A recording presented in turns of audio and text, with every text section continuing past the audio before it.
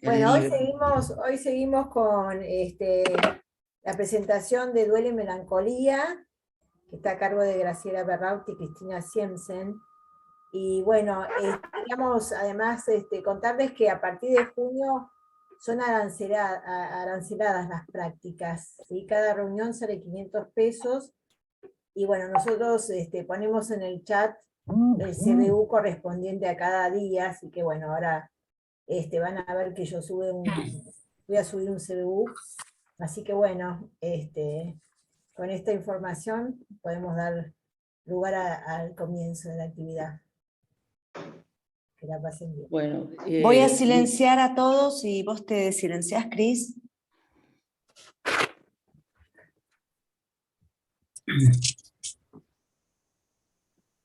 ahí está.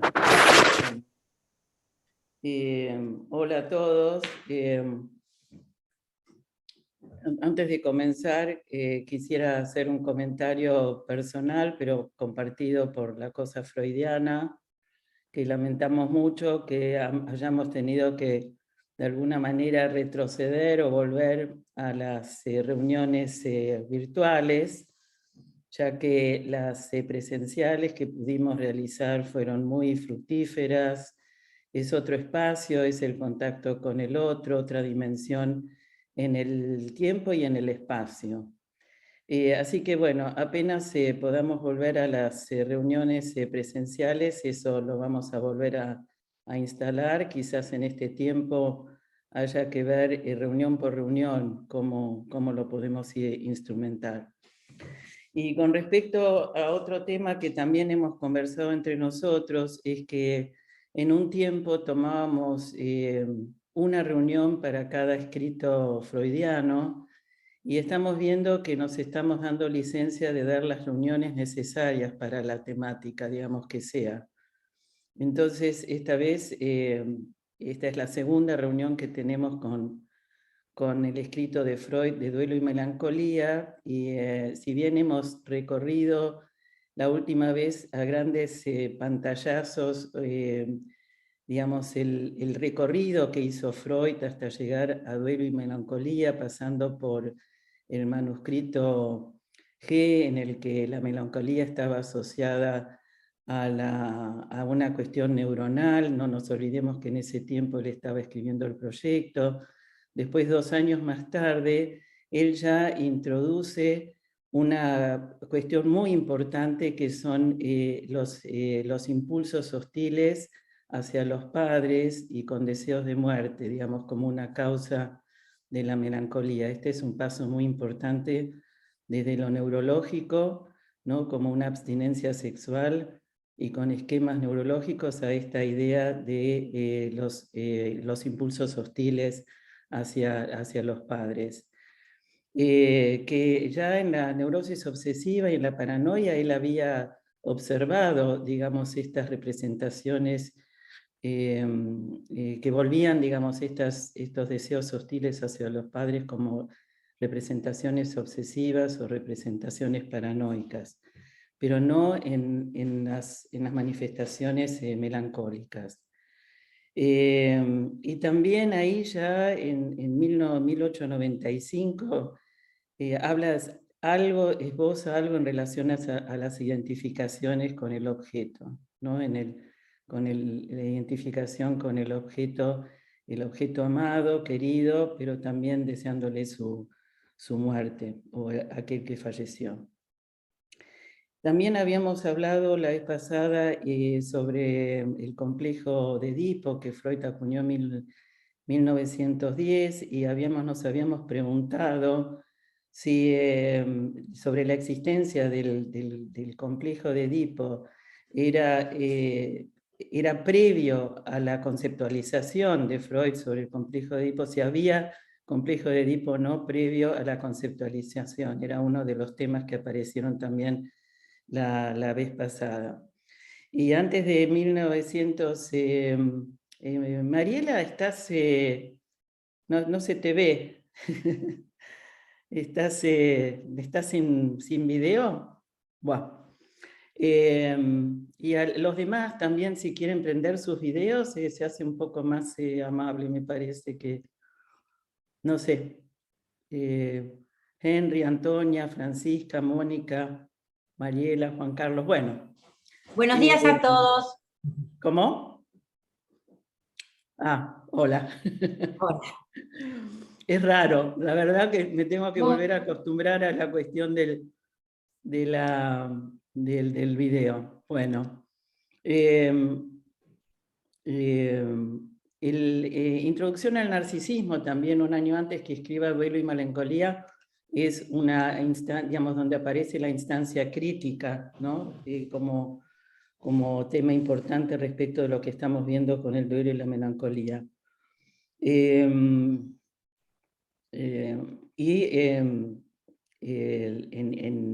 Introducción al narcisismo lo refiere a la paranoia, pero en 1915 entonces él ya manifiestamente pone esta instancia crítica también en la melancolía como una instancia moral, superyoica, y como una resolución a esas pulsiones originarias, hostiles hacia los padres, deseos de muerte hacia los padres.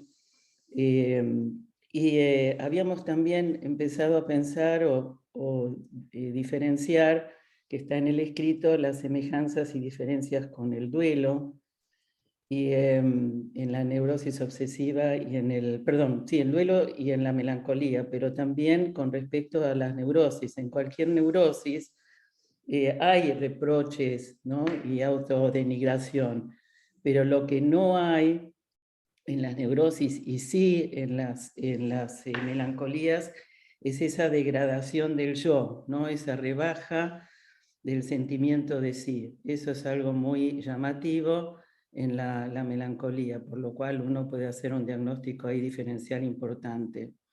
Esa inhibición y angostamiento del yo, el desinterés total por otro objeto, o sea que a diferencia del duelo, que va de a poco sustituyendo la pérdida del objeto amado, del objeto investido hacia otros objetos, y que es un proceso lento y que lleva tiempo, en el caso de la melancolía es un desinterés total por otros objetos. Este es un modo de retener el objeto. Freud habla acá por la vía de una psicosis alucinatoria de deseo.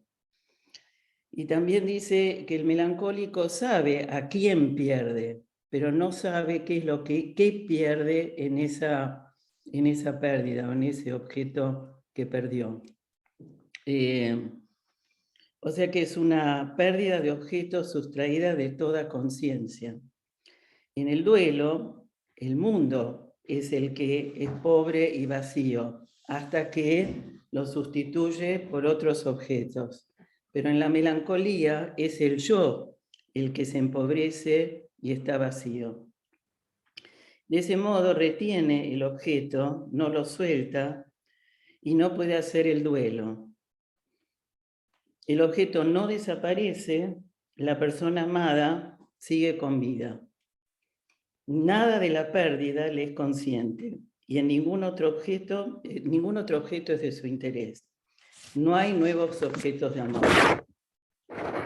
Entonces Freud hace una especie de resumen de cómo es ese proceso en la melancolía y dice que, bueno, hay una elección de objeto como en cualquier otro sujeto, ¿no? La ligadura de la libido a una persona determinada, pero a eso se le agrega una acción de afrenta o ofensa o insulto, dice real o construido del otro, ¿no? Que esa ofrenda, esa ofensa, ese insulto, esa injusticia proveniente del otro contra su honor, contra su dignidad, contra su credibilidad. Uno podría decir, bueno, una acción injusta proveniente de ese objeto divinizado y catectizado y objeto de amor. Podemos decir que es una especie de decepción que le viene del objeto amado. Y esta acción, luego de la elección de objeto, sacude la relación y el vínculo con el objeto amado. Y ahí entonces tenemos el tema de la ambivalencia, el amor y el odio hacia el objeto amado. La ambivalencia propia en todo sujeto, pero esto es mucho más fuerte en el melancólico. Porque no logra desinvestir la libido del objeto amado y desplazarlo a otro objeto, sino lo que pasa es que ese desplazamiento hacia otro objeto es su propio yo, o sea que no desplaza hacia otro objeto, sino que el otro objeto es el propio yo. Y que ese otro objeto, que ese yo, le pide cada vez más condicionamientos, sí,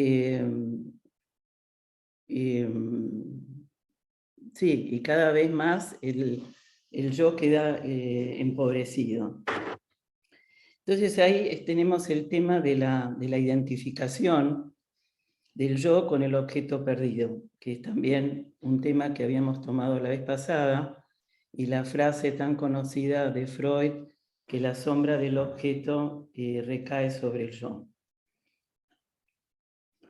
Entonces es el yo el que pasa a ser esa instancia crítica, ¿no? Es una nueva instancia, que es el mismo yo. Entonces el conflicto que era antes entre el yo y el objeto amado, ahora es entre el yo y el yo modificado por esa identificación. La libido, que liberada, no va entonces a otro objeto, como acabamos de decir, como en el duelo, sino que recae sobre el propio yo, a esa instancia crítica, superyoica y moral. Y ahí Freud da el ejemplo de esta mujer que se queja de que el marido la haya elegido siendo ella una mujer inútil y que no sirve para nada. Y lo que observa Freud es que con toda esa autopunición, ese autocastigo que ella se profiere, no aparece una vergüenza, sino más bien, en lugar de una queja contra ella misma, es un reproche hacia el otro, ¿no? Ahí la palabra alemana es muy buena porque dice Klage, que es quejarse, y Anklage es acusar al otro, reprochar al otro, ¿no? Ella se klagt, ella se queja, pero en realidad es un reproche y una acusación al otro. Y eso es un indicio importante que no hay vergüenza ahí, ¿no? En el neurótico tenemos esta manifestación que es de la vergüenza. Y eso lo remarca mucho, y al contrario, es inequívocamente gozosa esa queja, ¿no? Ese automartirio, sufrimiento, digamos, ahí está en juego el goce. Y en alto grado tormentoso, y digamos,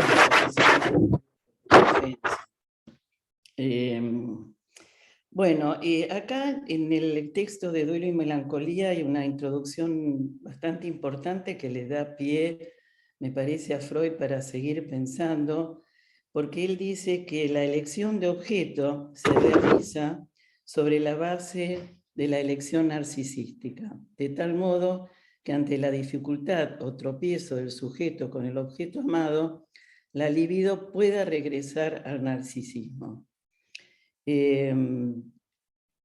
O sea, a la fase oral canibalística. Por lo tanto, esta devoración del yo, en alemán es una palabra interesante que dice verzehren. Cuando uno come, por ejemplo, carne, uno la desintegra, ¿no? La mastica de tal manera que queda totalmente devorada, desintegrada. Es más bien como un proceso, ¿no? De desintegración del yo. Y respecto de esta indicación que hace Otto Rank, Él entonces recuerda y dice que la elección de objeto es previa a la identificación, y sobre eso estuvimos trabajando en el espacio de clínica con niños, en el que, bueno, en la sexuación y en la elección de objeto hay que tener en cuenta que la elección de objeto es previa a la identificación. No es posible que haya una determinación sexuada previa a la elección de objeto, ¿no? Es lo que se discutió un poco en ese espacio con respecto a este tema.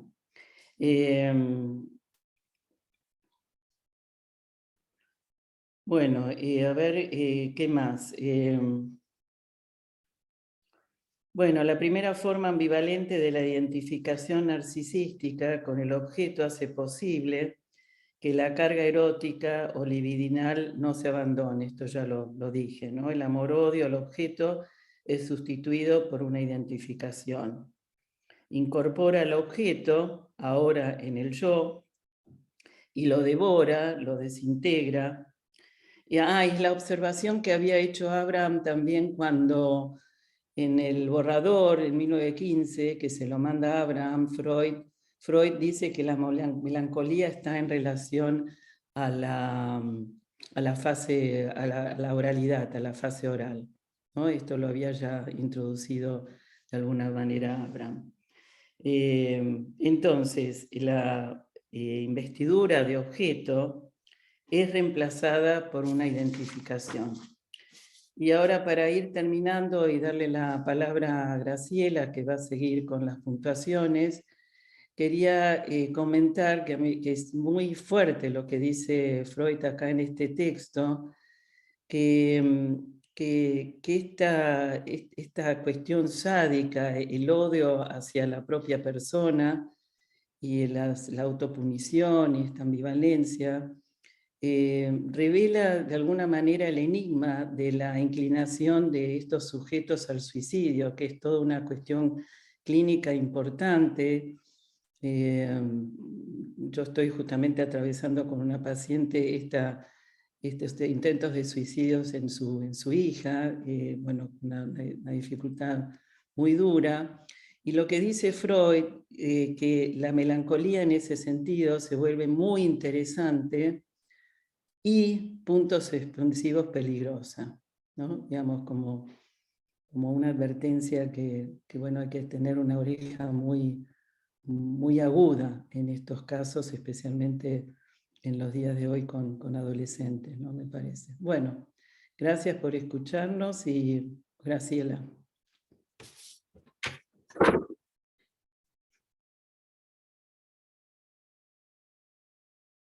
Graciela está silenciada, ¿eh?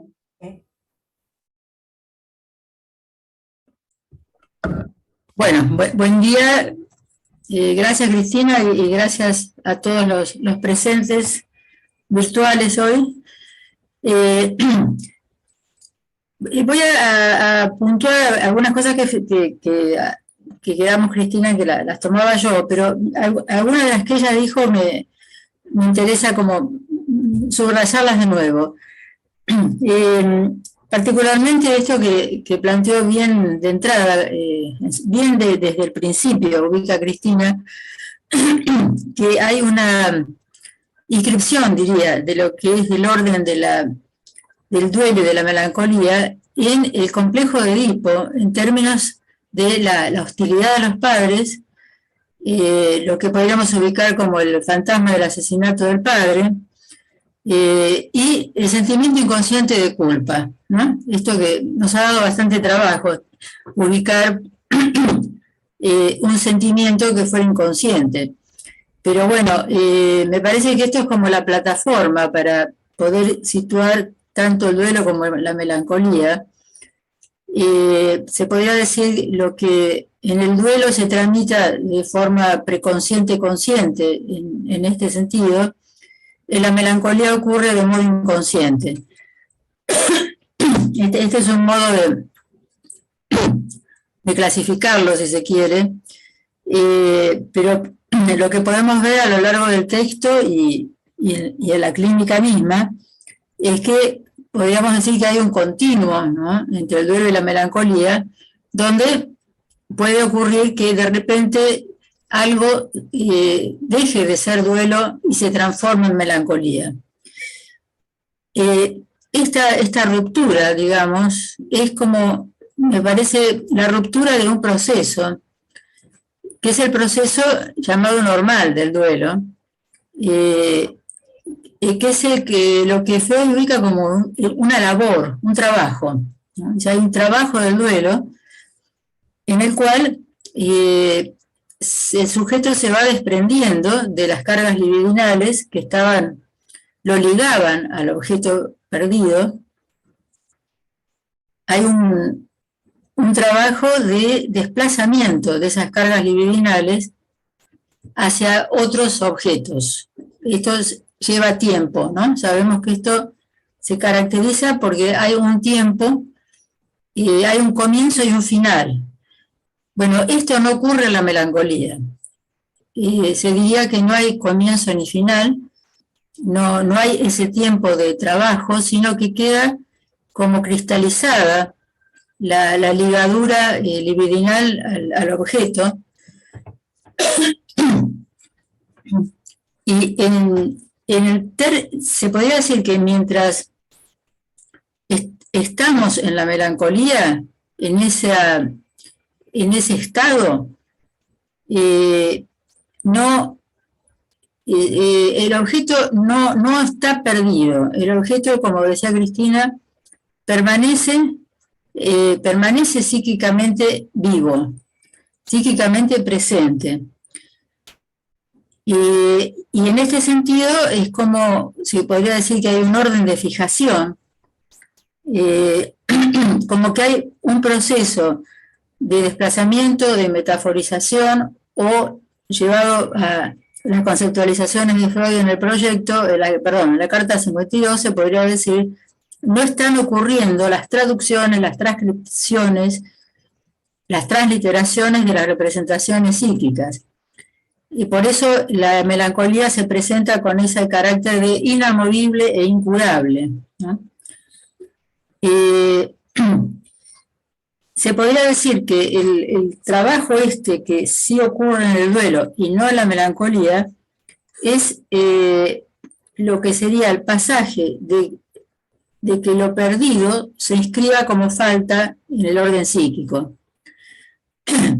Lo perdido es lo que uno podría localizar como, bueno, una persona, una ilusión, un ideal, una promesa. Pero esto puede o no inscribirse como falta, ¿no? Creo que acá tenemos una diferencia también tajante entre el duelo y la melancolía. Probablemente se podría, creo yo, ¿no?, que si cuando se inscribe algo como falta, ahí es posible la sustitución, tanto el desplazamiento como la metaforización, me parece, ¿no? Porque, bueno, no hace falta aclararlo, ¿no? Lo que significa el orden de la falta en lo psíquico, ¿no? Otro punto que retomaría de lo que estuvo planteando Cristina es algo relativo al abordaje clínico, digamos, donde Freud reconoce, y no solo reconoce, sino que lo plantea como una indicación terapéutica, ¿no? Dice, es infructuoso contradecir al paciente, ¿no? Como diciendo, no vayan por ahí, porque esto no es consciente ni preconsciente. Entonces, ¿con quién estamos hablando cuando tratamos de convencerlo? Por ejemplo, bueno, de que el objeto ya se perdió. Si en realidad no lo siente como falta, no le sirve de nada lo que le decimos, y menos cualquier orden de tranquilización o consuelo, porque el paciente no está abierto a lo que pueda significar una lectura que le venga de otra persona, porque ni siquiera puede tener una diferente lectura sobre lo que le ocurre a él mismo. Está como congelado en esa trágica identificación con el objeto perdido, Digo trágica porque, bueno, tiene este orden de interminable dolor. En cambio, en el proceso de duelo, el dolor parece estar adscrito a los puntos de desprendimiento, donde es como que se arranca la libido que estaba en el lazo con el objeto, y Freud dice, bueno, como que es muy difícil este desarraigo, porque la libido tiende a instalarse en ese lazo, ¿no? Bueno, esto es una característica del deseo, ¿no? No, es el deseo no quiere abandonar los lugares donde está instalado, ¿no? Pero en el caso de la melancolía, este proceso se diría que no se puede hacer, y que en el sentido del abordaje terapéutico, creo que uno podría desprender de todo esto que solo se cura cuando termina por sí mismo ese estado. Esto me parece, después lo retomo un poquito más, pero me parece que es una observación clínica enorme que hace Freud, que dice, bueno, termina cuando termina, igual que el duelo, termina cuando termina. Si es que termina, en el caso de la melancolía quizá no termina, esa es la diferencia, ¿no? Bueno, pero a la vez me parece que, digo, aclarar, ¿no? Que no es que está planteando, bueno, no podemos hacer nada, sino que creo que hay mucho que podemos hacer en el sentido de, por ejemplo, no intentar ir por el lado de la conciencia. Digamos, cualquier otro abordaje terapéutico dice, bueno, mire, se le va a pasar, bueno, mire, qué va a hacer, no sé qué sé qué, ¿verdad? Un desgaste absoluto e inútil, ¿no? Bueno, como bien ubicaba Cristina también, esta matriz, digamos, que está situada en el psiquismo humano en relación al complejo de Edipo, la hostilidad, a la culpa, permite le permite a Freud llegar a la hipótesis de que los reproches melancólicos y todo el sadismo, inclusive dirigido contra el yo, en verdad se corresponden con que donde lo que está en el yo es un objeto que no es el yo del sujeto, es lo que se le ha instalado en el yo, es esta identificación con el objeto perdido, sea persona o ideal, ¿no? Esto me parece subrayable también. Y lo que se observa, sí, es la lamentación y la enorme hostilidad que puede llevar al suicidio, digamos, que como dice Freud, ya sabíamos que el que se suicida está matando a otro. Acá lo vemos bien, que cuando se ataca al yo, está atacando a otro. Bueno, y esto me permitió recordar un trabajo de Gerard Pommier donde habla de las psicosis después de Lacan, y plantea ahí que suele observarse clínicamente una alternancia entre melancolía y paranoia, porque como está en juego esta hostilidad, digamos, en fin, que estamos viendo, dirigida al yo donde está alojado el objeto, se podría decir, puede presentarse a veces periodos donde el sujeto está tomado en la posición melancólica, con su objeto guardado en el yo, tragado en el yo, se diría, y otros momentos en que el objeto queda afuera y se encuentra en estado de persecución. Digamos, el paciente manifiesta vivencias o incluso fantasías persecutorias bastante notables, que suelen confundir mucho la clínica, por supuesto, porque ¿cómo? ¿En qué estamos? ¿Era, ¿no?, un melancólico o un paranoico? Pero bueno, se puede entender esta alternancia porque estructuralmente está instalado psíquicamente esta composición, ¿no?, entre la culpa y la destrucción. Bueno,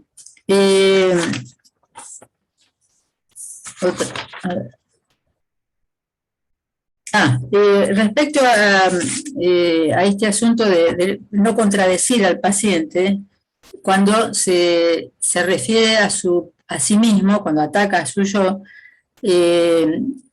porque dice Freud, bueno, alguna verdad hay ahí. Efectivamente, se puede ver que el paciente es incapaz de amar, es incapaz de recuperar los vínculos, se podría decir que no quiere a nadie, y que, bueno, ¿para qué contradecirlo? Porque lo que está encontrando Freud es que hay una, como toda la relación de cada sujeto a su síntoma, una verdad que se juega ahí, una verdad del sujeto. Esto también me parece que es una indicación clínica fenomenal, porque, bueno, cualquier otro abordaje terapéutico que no es el psicoanálisis procura la eliminación del síntoma, o su aplastamiento, o su ocultamiento, pero nosotros podemos entender desde lo que hemos aprendido acá, que el síntoma dice una verdad del sujeto. Ahora, que esa verdad está inscripta en su fantasma, eso también es cierto, o sea, no es una verdad como uno pudiera decir objetiva, es la verdad del fantasma. Pero bueno, sin eso no podemos hacer nada, digamos. Entonces, también me parece que, si bien esto es válido para cualquier estructura neurótica o psicótica, la melancolía revela mucho porque hay como un afán de mostrar como un saber acerca de que lo simbólico falla. Acá me parece que hay otro punto que es muy importante, que es en relación a por eso yo subrayaba lo del ideal, ¿no? Que hay una desilusión. Cristina decía, esto que se muestra como desilusión, defraudación, porque el objeto se fue, se murió, desapareció o le falló. Es toda una trama acá relativa a la ilusión, al ideal y a la promesa paterna, que me parece que se puede encontrar en cualquier situación melancólica. También se escuchan los duelos, ¿no? Bueno, ¿por qué te fuiste? ¿Por qué me dejaste? Bueno, pero la melancolía toma un carácter de odio hacia eso que ha provocado que el padecimiento de esta enorme desilusión. Y eso se trasunta en el paciente melancólico en esa, como una posición, podría decir, de, bueno, yo no creo más en lo simbólico, no creo en la palabra, no creo en el valor de la palabra, pongamos. Esto en particular me parece que nos orienta mucho porque, bueno, ¿cuánto podríamos hablarle a alguien que no cree en la palabra? ¿O cuánto podemos pedirle que asocie libremente si no cree tampoco en su propia palabra? Esta caída es como la propia caída de la pérdida del valor simbólico de la identificación primera, que esto está esbozado en Freud, después fue tomado por Lacan. Esta puesta en juego de la identificación primera oral canibalística, esta llamada mítica identificación, está así anterior a toda carga de objeto, pero es la incorporación del vacío del nombre del padre. Bueno, sería como la incorporación de un lugar a lo simbólico en cada estructura subjetiva. Es como que esta identificación que sostiene la posibilidad de lo simbólico queda comprometida cuando ocurre esta regresión en términos de que pierde el valor simbólico y lo oral canibalístico es real, digamos. Es como que de veras se traga al objeto, no como una incorporación simbólica, como que pierde el valor simbólico. Por eso el objeto, digamos, queda triturado en el yo. esta caída de lo simbólico me parece que es fundamental también para el trabajo en la clínica, ¿no? ¿Cuánto se puede hacer cuando está tan afectada esta relación del sujeto al orden de lo simbólico y de la palabra, ¿no? Bueno.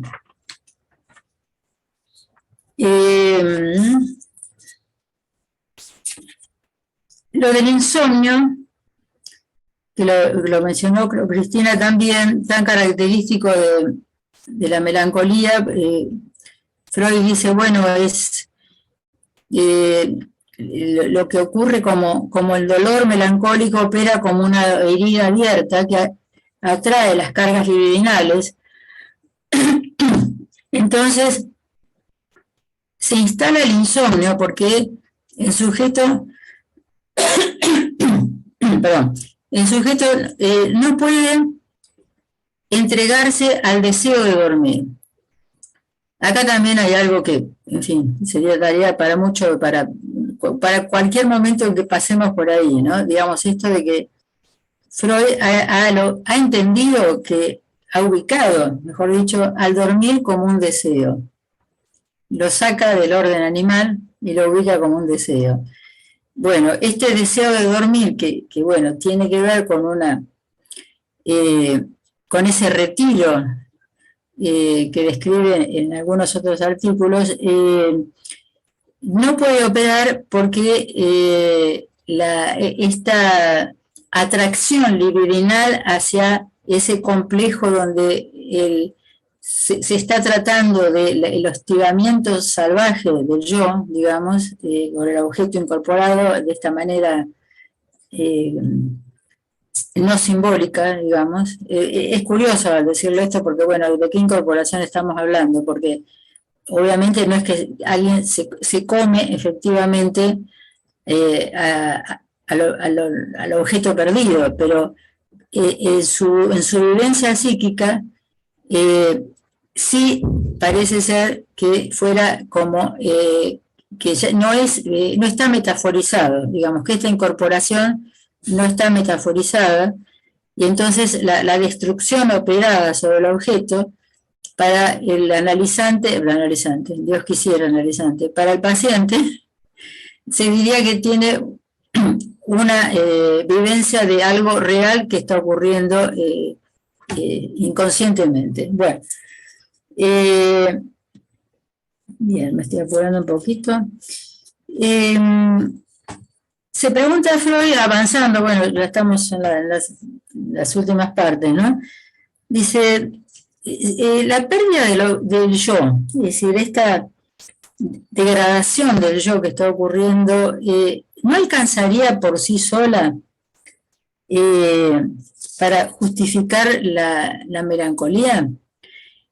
Muy interesante también, porque, bueno, efectivamente hay muchas situaciones donde se plantea esto que también mencionaba Cristina, de que el sujeto no sabe qué perdió con lo que perdió.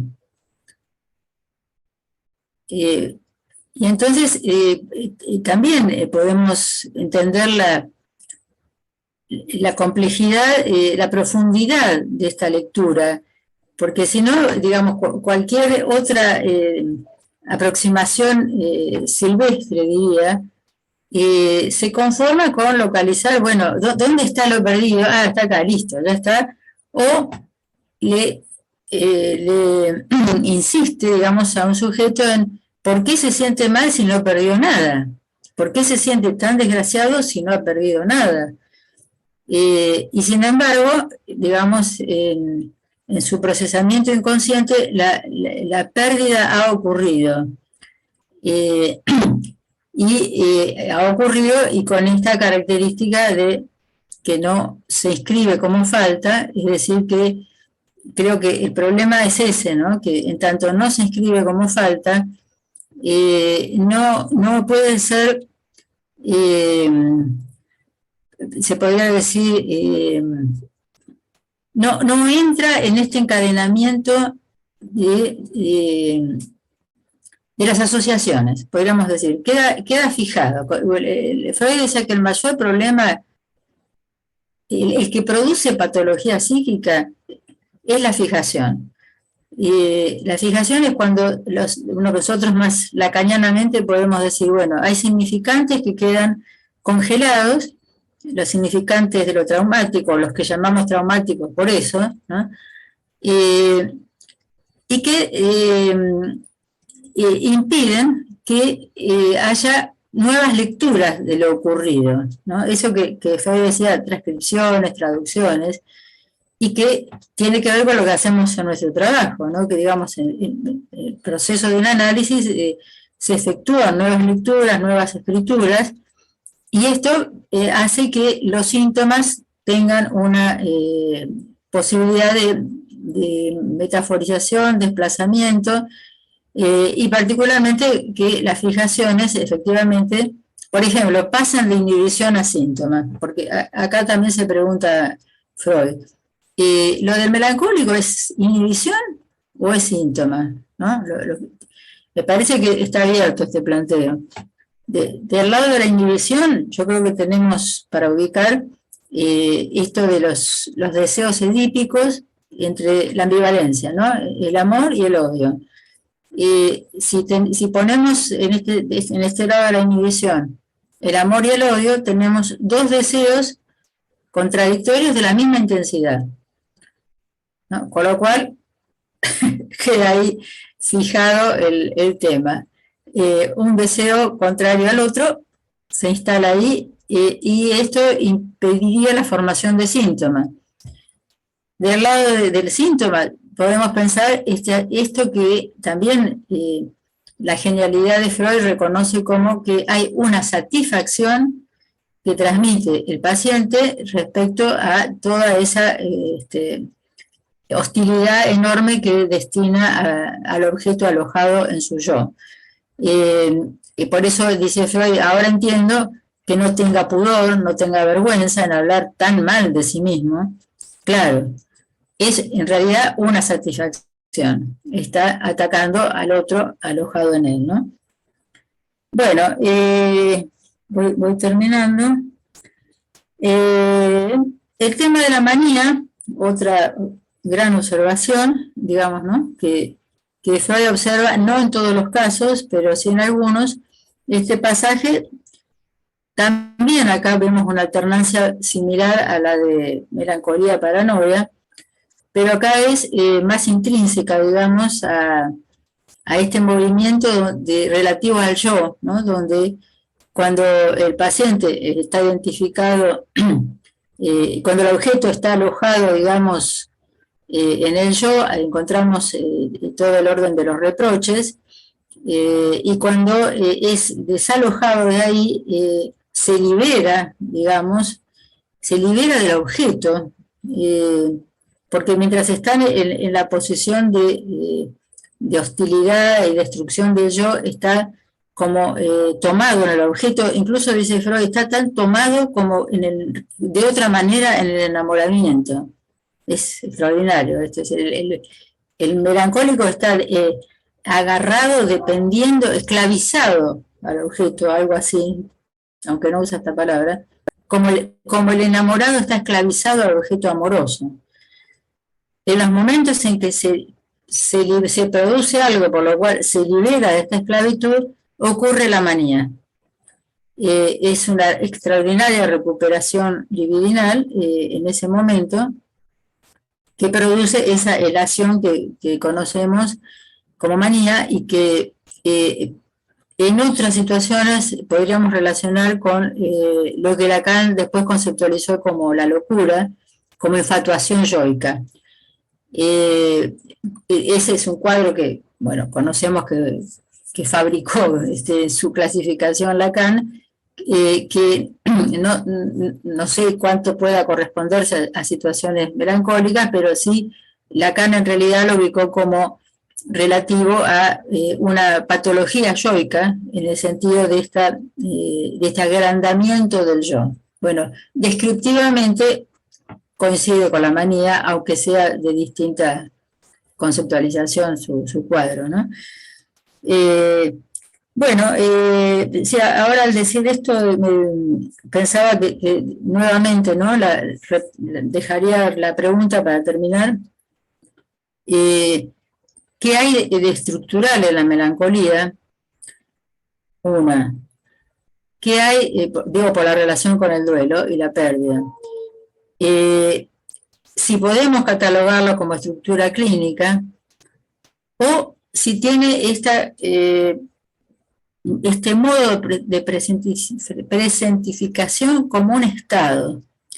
Esto es algo bastante curioso, si se quiere, porque si lo vemos desde este ángulo, aparece como un estado que, como dice Freud, tiene un tiempo determinado de existencia, en algún momento termina, igual que el duelo normal, y no deja detrás de sí modificaciones importantes, como si hubiera pasado nada, ¿no?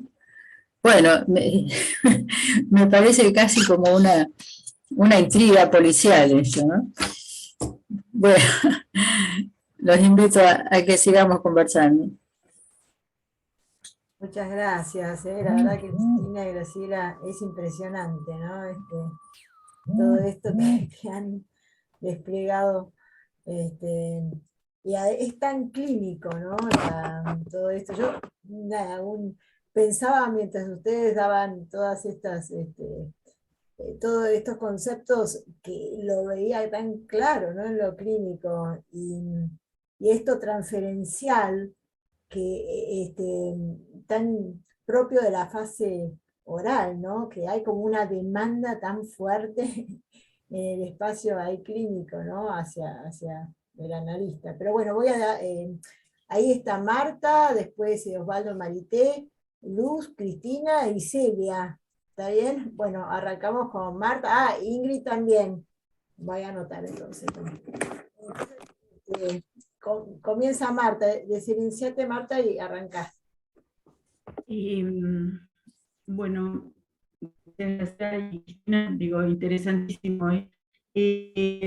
Justamente sobre el final de la exposición de Graciela me quedé, yo me recordaba, bueno, cuando estaba dando clase sobre psicopatología, pensaba cómo la última nosología freudiana deja como un cuadro intermedio a la melancolía entre la neurosis y la psicosis. Me parece que hoy el mensaje que sobre todo Graciela estaba haciendo ¿no? Marta, se te escucha mal. Marta, se te escucha mal, es como si se tildara internet. Sí. A ver. Sí, es que se tilda. Me cambió pero no tengo forma de solucionarlo. ¿No me escuchan ahora? No, pero ahí va mejor. Ahí va mejor. Bueno, a ver, me acerco todo lo que puedo. ¿Tengo que repetir o se entendió lo que dije? Decía que en la última nosología freudiana deja la última melancolía con la única patología intermedia entre sugiero algo, Marta, aunque sea para cuando hablas, ¿por qué no sacás la cámara y te escuchamos en esto? Porque se sigue cortando. Después te volvés a poner la imagen. A ver ahora, a ver si va mejor. Mejor, a ver si. Bueno, no sé si se van a aburrir de escucharme decir lo mismo. Que en la última nosología freudiana queda la melancolía como el único cuadro intermedio entre neurosis y psicosis. Me parecía que el final de la exposición de Graciela apuntaba precisamente a esto, a dejar la melancolía en ese lugar intermedio. Pero parte de lo que Graciela venía diciendo, y me parece que hubo una última frase también ligada a esto, planteaba algo del estado, de los estados dentro de la melancolía, ¿no? Como algo que pudiera pensarse como provisorio. no sé de qué otra manera decirlo con mayor claridad. No sé si se entiende cuál es la pregunta y Sí, me sí. gustaría Sí, que sí, lo- ahora se te escuchó bien ahora, sí. Ah, bueno, Perfecto. bueno. A ver si podés decir algo de esto, Graciela, gracias.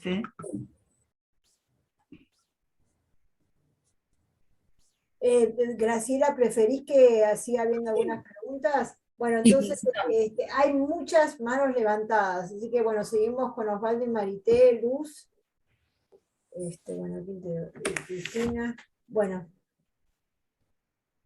Siame. Hola, ¿qué tal? ¿Cómo les va? A todos. Bueno, siempre nos apabulla Freud, ¿no?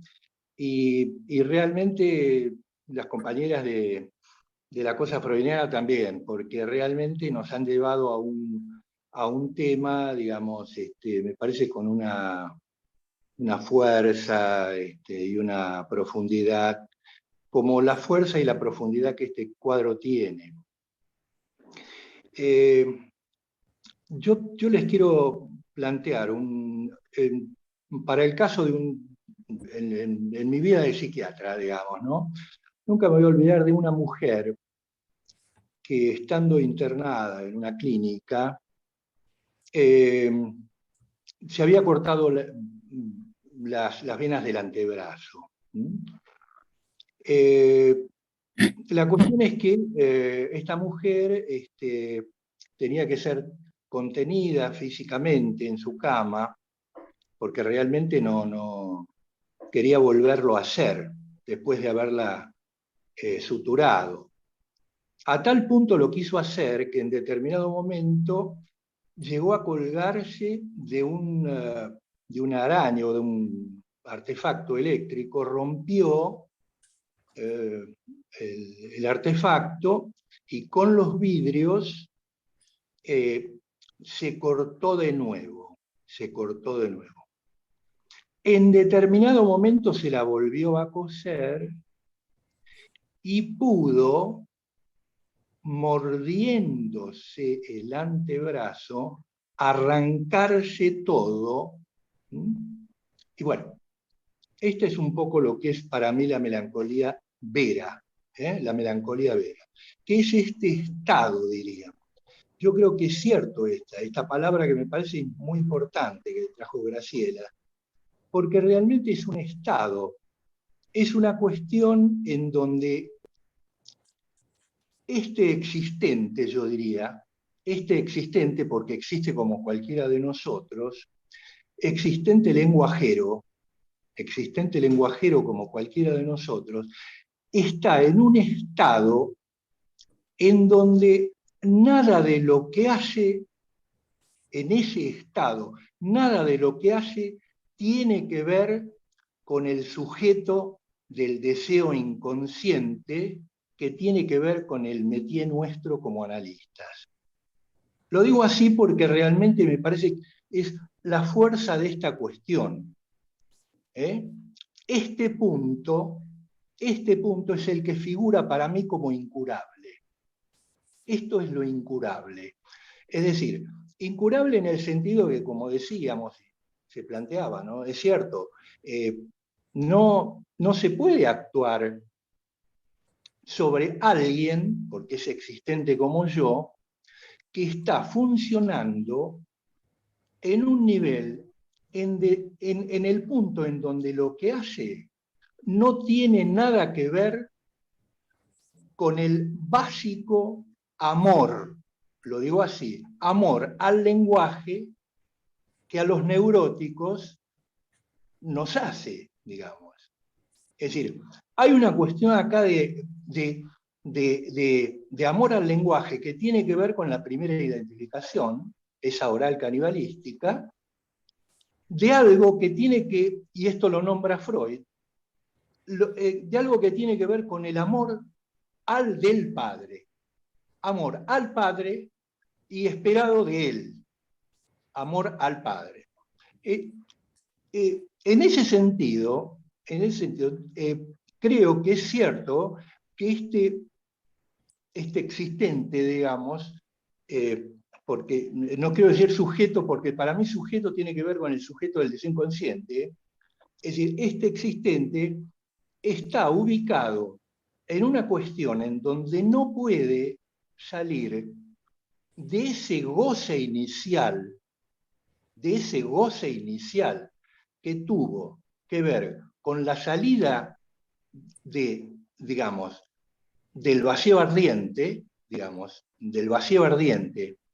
para poder hacer de eso un secuenciar lenguajero, y en ese sentido la posibilidad de que circule un deseo, la circulación deseante y la circulación simbólica de un sujeto que es un significante, digamos, en relación a otro.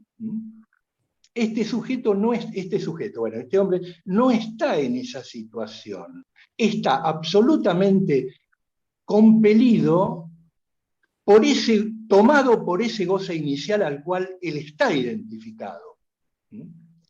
Es un goce inicial que lo trajo a la existencia, al cual está él identificado, del cual no se puede mover en términos ya secuenciales de la existencia, que sería la existencia simbólica y significante. Entonces, es evidente que ese impulso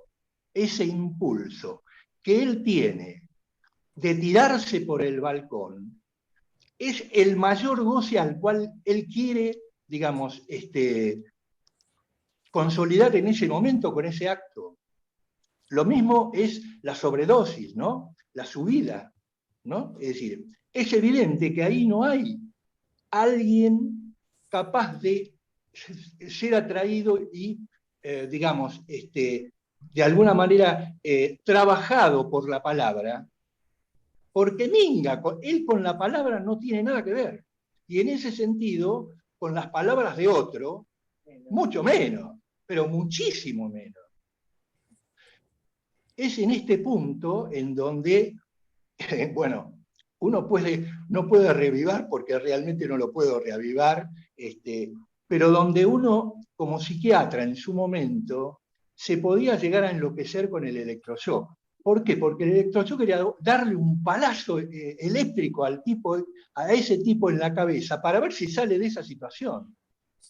No quiero reivindicar el electroshock, pero a lo que voy es a qué lleva esta cuestión clínica de cómo trabajar estas cuestiones.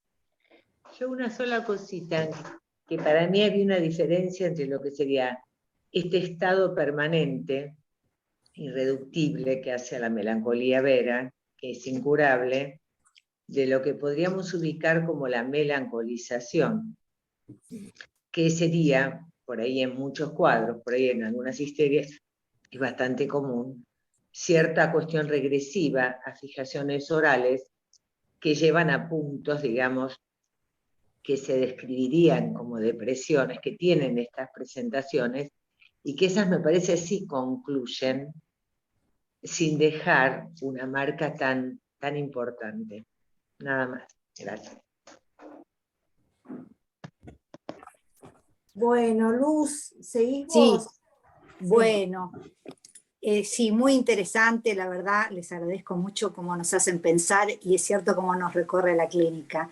Y en ese sentido justo quería tomar esto último que trajo Marité, porque yo pensaba justamente en un analizante que tengo de hace muchísimos años, donde está este estado de melancolización, no diría una melancolía vera, como trae Osvaldo, donde por ahí se manifestaba no en cortarse, sino en actos impulsivos, caerse de la escalera, chocar con el auto, microaccidentes donde ella no se podía ver implicada. Y finalmente muere el marido después de muchos años de enfermedad y ella había venido a consulta, que yo 15 años atrás, por una fobia que no podía salir de su casa, que se había iniciado a raíz de que parte de su familia había emigrado a otro país.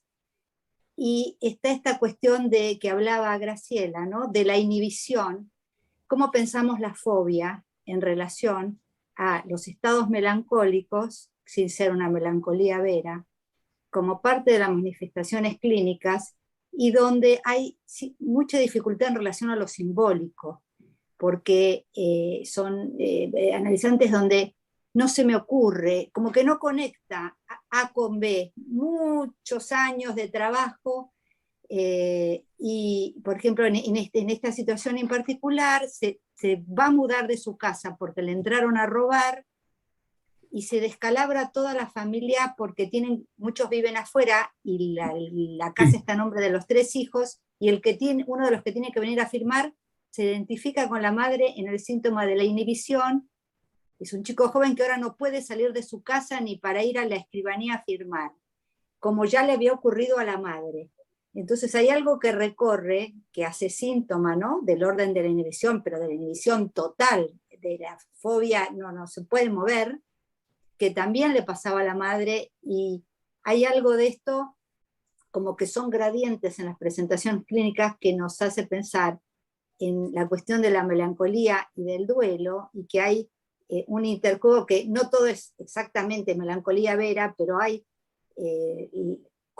qué pasa con estos duelos donde no se termina de instalar. Bueno, en esta situación quedó patente que la venta de la casa es como que ahí se dieron cuenta porque tuvieron que mover las cosas del señor que se murió, que hace 5 años que estaban en el mismo cuarto como si nada. Bueno, todas las cosas que pasan con los duelos y que tienen sus tiempos, y que a veces lo que lo precipita genera ciertas cuestiones. Y pensar lo de la inhibición, ¿no?, y la fobia. ¿Cómo pensarían la fobia en relación al duelo y la melancolía? Eso, en la clínica.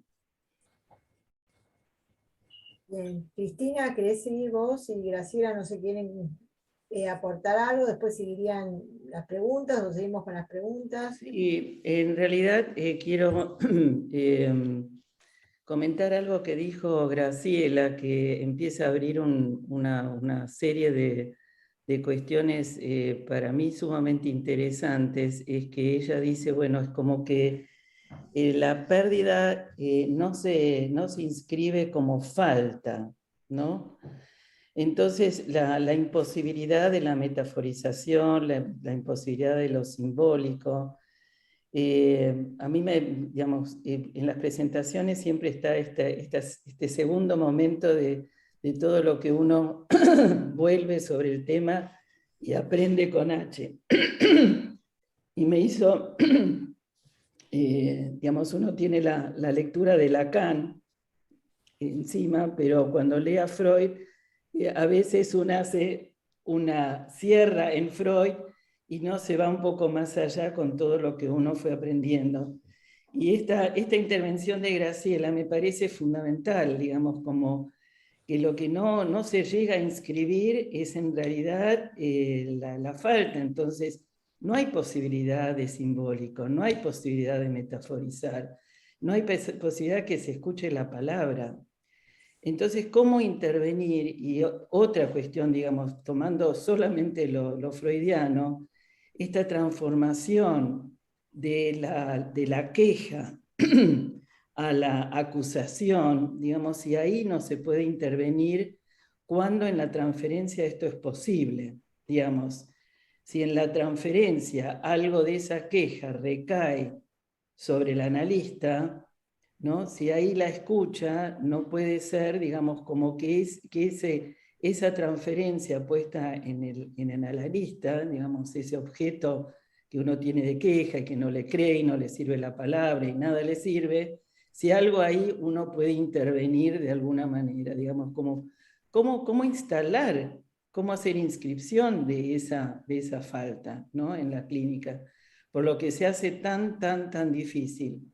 Y otra cuestión es que como también estamos en el terreno de la psicosis y de la paranoia, y nunca lo podemos ubicar en alguna estructura clínica si es que se podría instalarla, pero esto que decía también Graciela, que depende de estos dos objetos, internos y externos, y que se transforman a veces situaciones paranoicas, que uno de los reales que se instala en las melancolías son esas voces, ¿no? Son las voces. O sea que lo real tiene mucho más pregnancia que lo simbólico. Y bueno, se me fueron ocurriendo estas cuestiones, más todo lo que se abrió con los otros participantes, pero bueno, lo que personalmente quería seguir pensando sobre la no inscripción de la falta en la melancolía. Bueno, a ver, no sé. A ver, perdón, hago algunos comentarios por lo dicho para poder avanzar. Por supuesto que muy poco porque, digamos, cada intervención ha sido tan interesante y que ya tiene casi su propia respuesta, diría, ¿no? Pero tomando lo último, lo de Cristina, me parece que sí, que la pregunta, o una gran pregunta que nos cabe, es si haya alguna posibilidad en la transferencia, de trabajo en la transferencia, de que esto del orden de la falta tomara lugar, digo, si fuera posible, y también me hizo recordar la vecindad, diría la vecindad, vecindades topológicas. Esto podría ilustrarnos seguramente nuestra profesora de topología, Mónica, porque hay, digamos, son patologías, por ejemplo, creo que la melancolía tiene una vecindad topológica con la psicosis, los delirios hipocondríacos a veces claramente se ubican ahí, tiene vecindades con neurosis como la fobia por el lado de la inhibición, y tiene vecindades con la perversión, que por eso en la transferencia resulta muchas veces este sentimiento de lo insoportable, ¿no? Por el despliegue del goce. Acá, bueno, tomando la primera intervención, la segunda, que fue la de Osvaldo, me pareció clarísimo también esto de que no contamos ahí con el sujeto del inconsciente. Entonces, ¿qué del orden de lo real se pueda jugar, ¿no? Pues siempre esto además requiere una conceptualización afinada, porque no es cuestión de dar como a veces se escucha, hice una intervención en lo real porque vi un portazo, ¿no? O tiré el vaso al suelo. Y me parece que, en fin, no es fácil decir esto. Sí, la primera intervención también que de Marta, ¿no? Respecto a esto de si los estados, esta idea de estados se pueda ubicar como algo que no es del orden de la estructura, evidentemente da pie a esto. Lo que decía Marité de las melancolizaciones, que me parece también muy importante para diferenciar de la melancolía vera, ¿no?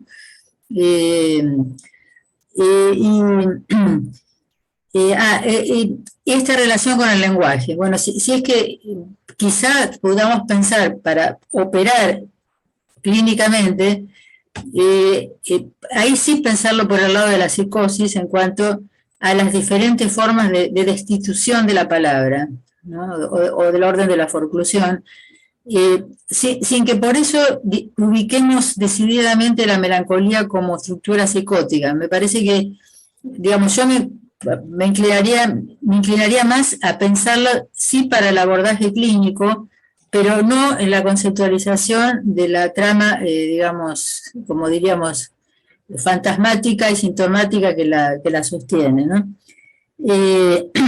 Bueno, me detengo así, entran las otras intervenciones. Creo que, Ingrid, ¿querés entrar vos y después... Dale, que yo no puedo levantar la mano. Quería comentar un caso clínico de una paciente que, en relación a esto que estaba diciendo Cristina de la transferencia, y pensaba cuando la palabra en un momento no tiene lugar, o pareciera que no tiene lugar. Una paciente adolescente que atiendo hace muy poquito, a la cual le falleció el papá y digo le falleció el papá, porque ella estuvo en la escena donde falleció el papá, y tuvo que hacer reanimación, bueno, hace menos de 6 meses. Entonces, tengo la entrevista, ella viene, cuenta un poco que había fallecido su papá, pero sin explayarse demasiado, y dice que, bueno, que en realidad ella con los amigos no puede hablar mucho, que solo puede hablar un poco con una amiga a la que también falleció su papá el año pasado de COVID. En el caso de ella no, es otro tema, pero bueno. Otra entrevista, lo mismo, que nadie la va a entender porque solo la puede entender esta persona, esta amiga que pasó por lo mismo. Siguiente entrevista, lo mismo. Y esta frase es algo reiterado. Entonces, en una entrevista, cosa que yo hoy sigo dudando si me mandé una macana o no, insiste con esto y yo le digo, bueno, mira, yo te voy a contar algo, que no se lo he contado jamás a ningún paciente. Además de ser tu psicóloga, digo, yo cuando era adolescente falleció mi papá, entonces yo te puedo entender. Bueno, terminó la sesión y dije, qué cagada me mandé. Dije, ¿cómo pifié? Me fui, la abstinencia. Bueno, dije, bueno, a ver, será una apuesta. Después, ¿no? Me daba, bueno, la abstinencia en realidad tiene que ver con el deseo del analista, no importa. Era como iba y venía, iba y venía. Sesión siguiente ya viene y me relata 2 horas de sesión, justo era la última paciente del día, me relata toda la escena donde el padre fallece y aparece la cuestión de ella, de la culpa, de lo que podría haber hecho, de lo que no podría haber hecho, de que si no se dio cuenta que el padre había fallecido, que si las maniobras de reanimación habían sido adecuadas o no. Bueno, esto fue hace 2 sesiones, así que todavía estoy con la pregunta si fue acertada o no mi intervención o fue un pifie. Pero bueno, nada, también por esta cuestión tan a veces que se nos transforma como dogmática, como analistas de qué decimos, qué no decimos. Bueno, nada, eso, nada más.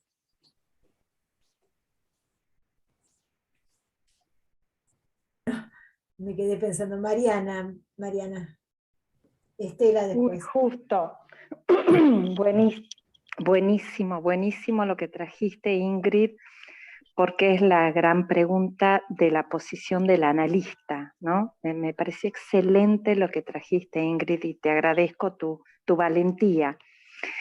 Sí me pregunto si el analista en estos casos hace intervenciones desde el superyo, que ya en el melancólico, en el estado, estructura, iremos viendo eso, ya tiene un exceso de superyo, ¿no? Que el analista a veces asocia libremente o qué estás pensando, justamente el melancólico no puede poner en palabra esto que le pasa. Y pensaba si la posición del analista es creer algo de lo que el desorden del mundo que lo rodea a este sujeto, creer esto que le pasa al melancólico, que no cree en lo simbólico. Y, perdón, y pensaba si la intervención tendría que ser por la cuerda de lo imaginario, esto que hizo Ingrid, sabiendo y estando advertida de que quizás sea un semblante, ¿no? De que yo sí te entiendo o yo te puedo llegar a entender porque a mí me pasó lo mismo. Después eso derivará a otras cosas que uno pone distancia porque uno está advertido como analista de que tiene que ver con que el sujeto está del lado del sujeto, valga la redundancia, ¿no? Del que habla.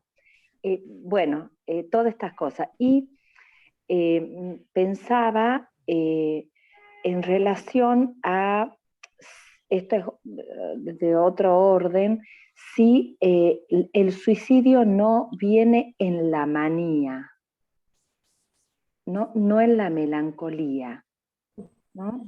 Por mi pequeña experiencia, digamos, que es como si se animaran a matarse, ¿no? Hacen fiestas antes, se despiden, dice, pero sí estaba espectacular, nunca lo vi así, eso. Y muchísimas gracias por esto. Bueno, qué interesante que sigue todo. Bueno, Estela, Celia, no me acuerdo quién estaba primera, pero bueno, avance. No sé, Estela, ¿no? Bueno, la verdad es que daría para comentar cada una de las intervenciones y por supuesto lo que nos transmitieron con tanta claridad Cristina y Graciela. Y lo que venimos conversando y preguntándonos es acerca de qué se puede hacer, cómo intervenir y cómo ubicar algo. Me parece que dijo Cristina, ¿no? ¿Cómo ubicar algo en todo esto? Entonces recordé el libro de Alush, Erótica del duelo en tiempos de la muerte seca, donde él trabaja, bueno, el duelo y la melancolía, dice que se opone a algunas teorizaciones de Freud, y toma un sueño de él, que bueno, no voy a contar porque no hay tiempo y no me lo acuerdo muy bien, pero que va a este punto, que tiene que ver con la identificación y con el objeto. Él dice que la posibilidad que él tuvo de resolver un duelo muy complicado, por supuesto, hablamos de una persona neurótica, sana, no de la melancolía, pero que fue a partir del reconocimiento, del descubrimiento del objeto que había sido para el otro. Cuando yo le escuchaba a Graciela hablar del problema, porque es un problema realmente, de la identificación, habría que pensar en el cachito de objeto, en el pedacito, lo digo así muy enfáticamente, de objeto que fue para el otro. Y coincido con Osvaldo en ese goce inicial, porque ahí, en este pedacito de objeto caído, una porquería, tengo que decir, recordando a algunos pacientes con una melancolía fenomenal, han sido para el otro, ¿no? Ese goce. Respecto de si es un estado, si es psicosis, que pienso que no, pero sí que hay algo muy loco. Hay un momento en los pacientes que por ahí se presentan no como melancólicos, pero que uno va advirtiendo un estado de melancolización. Hay un momento clave para nosotros los analistas donde el paciente se pone malo. Y ahí uno dice, sonamos, porque está malo. Yo también, como Osvaldo, me acuerdo de un paciente en el hospital que vino porque había hecho un intento de suicidio y decía, sí, bueno, todo bien, ustedes hablen, yo me voy a quedar acá, entiendo. Ahora, cuando me voy a mi casa me mato. Y embrómense todos ustedes. Jódanse. Sí, jódanse. Y respecto de ese cachito, ese objeto, otra paciente venía viviendo el lugar de porquería que tenía para el marido, era castigada, muy maltratada. Cuando muere, entra en una profunda melancolización, totalmente identificada, y sí se veía con claridad a ese objeto que por supuesto no quería perder, pero de sí misma. Esto es lo que quería rescatar, ¿no? Que es lo que ella era para el otro y que habría sido en su fantasma. Y finalmente una cosa que me parece muy interesante, en inglés, hablando del suicidio, se dice cometió suicidio. Cometió, o sea, es un asesinato. y que habría que diferenciar cuando un sujeto se arroja por la ventana y cuando se pega un tiro. Cosas diferentes. Bueno, muchas gracias. Ella. Bueno, buenísimo. Mil cosas para comentar, pero como el tiempo, ya estamos en tiempo breve, solamente como algunos puntitos de lo que me quedó resonando. Uno, en relación a esta cuestión de lo incurable, ¿no? Yo diría, lo digo rápido como para dejarlo mencionado, que en algunos casos es incurable, pero no deja por eso de ser tratable. Que es otra dimensión. Estoy pensando, bueno, una paciente que hace muchísimos años, con la que trabajo hace muchísimos años, y aparece algo de esto, ¿no? Y ahí también en relación a eso, me surge una cuestión en relación a esto del estado, ¿no? Es cierto, dentro de la melancolía clínicamente hay grandes diferencias, desde la melancolización a los estados melancólicos, y me preguntaba si se puede hablar de posición melancólica, por el modo en que algunos sujetos se aferran, lo diría así, a esa posición. Y ahí aparece también una diferencia importante con el duelo, que tiene que ver con el tiempo, ¿no? Porque si bien, y Graciela lo mencionaba, que Freud dice esto de que termina cuando termina, como el duelo, pero el duelo como trabajo, lo que Freud introduce, ¿no? El trabajo de duelo se orienta hacia su final, está orientado ese trabajo, no porque el sujeto lo sepa, sino el trabajo mismo se orienta y lleva hacia su final. No ocurre lo mismo, al menos es mi experiencia, con la melancolía. ¿No? El estado melancólico no es un trabajo y no está orientado, lo cual no quiere decir que jamás termine, pero no, estructuralmente no está orientado hacia ahí. Eso hace una diferencia importante que se puede leer en la clínica entre los dos. Y otra diferencia a preguntarse, ¿no?, es en relación a la identificación en la melancolía, porque el yo siempre es el producto de las identificaciones. El yo no tiene una entidad más allá de esa, ¿no? ¿Qué ocurre en la melancolía con ese orden de identificaciones que se constituye, digamos, como ataque al yo?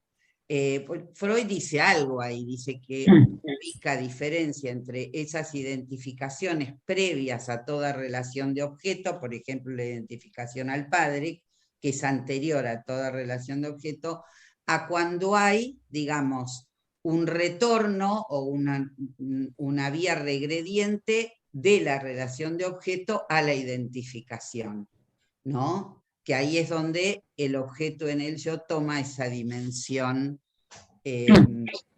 cruel, lo voy a decir así. Pero bueno, dejo ahí porque ya estamos en hora y gracias por un trabajo buenísimo. Ay, sí. Sí. Lamentablemente estamos en hora. Bueno, a mí me dan ganas de decir una cosita, digo. Mientras estén viniendo a sus sesiones, pareciera que es tratable, digamos. Uno está ahí y en la transferencia, aunque hay esa demanda tan, digamos, tan voraz, pero bueno, también ahí el analista puede hacer sus volteretas para que esto no pueda continuarse. Pero bueno, habría mucho más para hablar. Graciela, Cristina. Terminen ustedes. Gracias. Bueno, digo, Cristina, ¿querés decir algo ahora? No, era un aplauso, no una mano levantada. Bueno. Bueno, muy rápido. Bueno, gracias por todos los aportes. Y estos últimos, acuerdo con todo. O sea, me parece que sí, que la intervención posible va por el lado del imaginario, más cercana justamente al orden de la psicosis, así como operó Ingrid, ¿no? sí acuerdo con esto del pedacito de objeto que fui para el otro. Quizá es eso lo que pierde cuando pierde, el pedacito de objeto que fue para el otro, ¿no? Esto hace intrínsecamente al orden del fantasma. Así, yo creo que todo lo que estamos viendo nos lleva a localizar más claramente la melancolía por el orden del fantasma que por el orden del síntoma o de la inhibición, que son manifiestos, ¿no? Pero yo creo que también puede orientar esto el tratamiento. Acuerdo también con diferenciar lo de curable o incurable respecto a lo tratable, me parece muy, muy atinado. Y lo último, en cuanto a lo que decía Celia, digamos, este tipo de identificación yoica, a mí me ha hecho pensar, hoy me olvidé de decirlo, me ha hecho pensar en el orden del prójimo. O sea, cuando digamos, el yo ya no está investido en el amor, sino en el odio de sí, del sujeto, ¿no? Digamos, como ocurre cuando pensamos en el odio al prójimo, ¿no? Que es el odio a sí mismo puesto en el otro, pero en este caso, digamos, puesto en el yo, el odio de sí. Pero bueno, es una idea. Bueno, les agradezco muchísimo, realmente me parece, de mi parte me quedaría acá largamente.